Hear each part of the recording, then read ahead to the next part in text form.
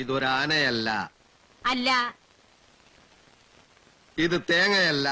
അല്ല. അതുപോലെ തന്നെ ഇത് വെറും ഒരു ഡിസൈൻ എലമെന്റ് മാത്രമല്ല. ഇതിന്റെ പേരാണ് ഹീറ്റ് സിങ്ക്. ഇത് നോർമലി അലുമിനിയം എക്സ്ട്രൂഡഡ് ബോഡിയിലാണ് വരുന്നത്.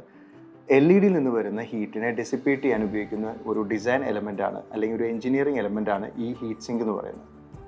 നമ്മൾ പല സൈറ്റുകളിലും പോകുമ്പോൾ കാണാറുള്ള കാര്യം, കോൺക്രീറ്റ് സീലിംഗിൽ, അതായത് ഫോൾ സീലിംഗ് ഇല്ലാതെ കോൺക്രീറ്റ് ട്രൂ സീലിംഗിൽ തന്നെ PVC ബോക്സ് എല്ലാം വെച്ചിട്ട് അതിനകത്ത് ഇതുപോലത്തുള്ള പ്രൊഡക്ട്സ്, റെസിസ്റ്റ് ആയിട്ടുള്ള പ്രൊഡക്ട്സ് അതിനകത്ത് വെക്കാറുണ്ട്.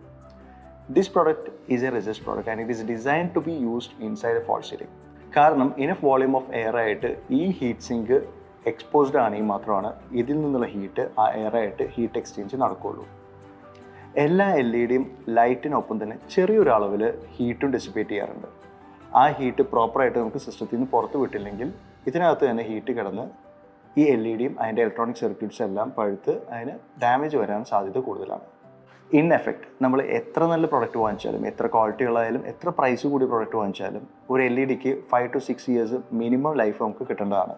പക്ഷേ ഇത്തരം PVC ബോക്സിനകത്ത് വെക്കുമ്പോൾ നമുക്കൊരു 2 to 3 years ആയിട്ട് ആ ലൈഫ് ലിമിറ്റഡ് ആവും. So please do respect the brains behind these engineering designs and get the best out of your product.